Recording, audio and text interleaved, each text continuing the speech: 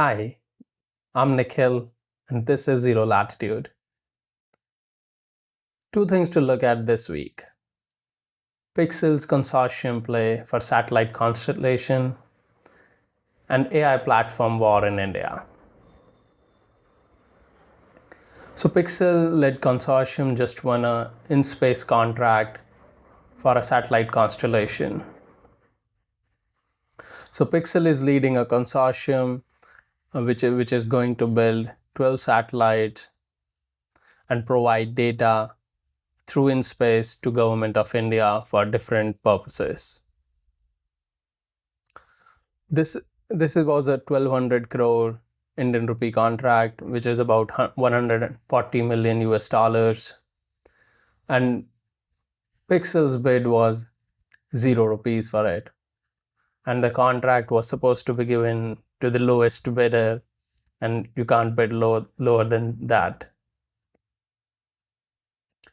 Pixxel is leading, as I mentioned, but there are 3 more partners: PierSight Space, Dhruva Space, and SatSure. All are going to be contributing in different ways. So Pixxel is going to be making the hyperspectral satellites and very high resolution optical RGB panchromatic satellites. SatSure would be contributing with wide swath multispectral imaging satellites, and PierSight is going to be contributing with SAR satellites. PierSight is currently focusing on maritime applications, but I guess data can be used for other purposes too. And the last but not the least is Dhruva Space. They are going to be providing the ground support as well as the subsystems for the satellite. All of them are very experienced in their own technical domains, so they can do this. It's supposed to be completed by it's in 4 to 5 years, so probably by the end of 2030 we'll be able to see the data from them. Now coming to the interesting part of 0 rupee bid. So it was supposed to be, and I think it's currently a PPP, public-private partnership, where the expectation is that private player is going to be contributing 1200 crore Indian rupees, which is about, as I said, 140 million dollars, and 350 crore rupees will be from InSpace as a loan. So it makes sense that Pixxel was like, we do not want another we don't want any loan, and we don't want to be outbid for this, because they were making those satellites anyway, so they had to raise money for that anyway, so they just went with it. And this was also mentioned by Awais Ahmed in his post on X.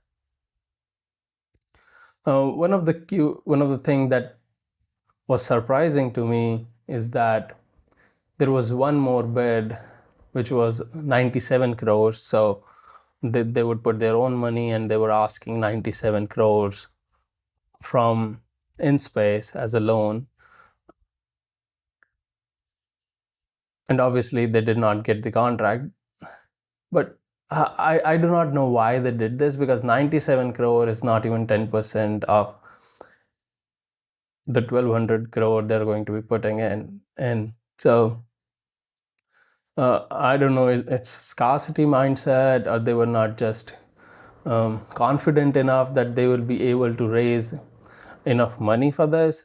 So I don't know what happened there, but I'm glad the people who were audacious enough, they were confident about their capabilities, they won, and This is going to be great for Indian data sovereignty and for startup ecosystem, especially for the deep tech ecosystem.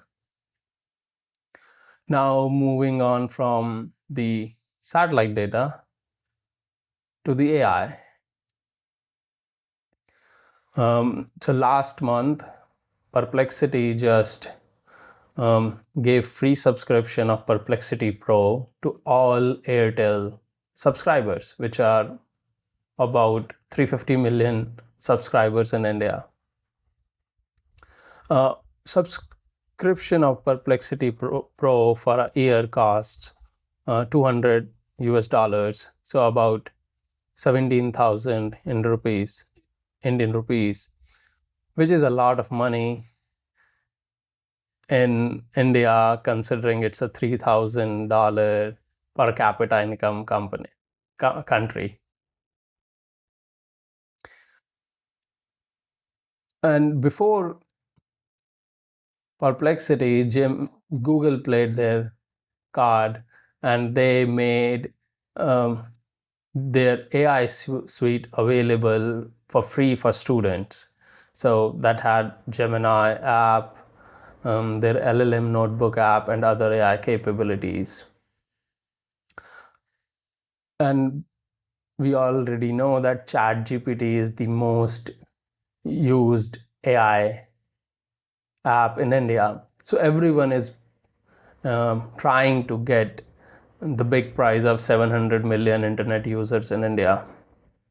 So China has a great firewall.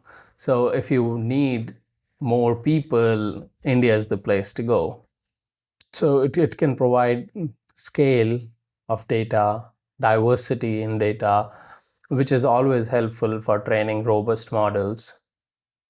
So all of them are playing the same game, trying to have a product which is sticky enough so that people stay after the free subscription ends. But as I said, I'm not sure how many people are going to be paying for the $200 subscription after this ends.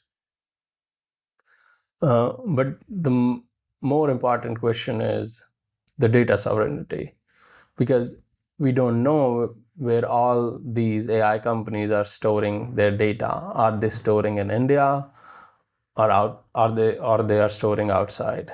And if they are storing in India, which they are supposed to do, are they going to be using that data only to train models for India in India, or are they going to be using that data to train models in general for to be used by other countries?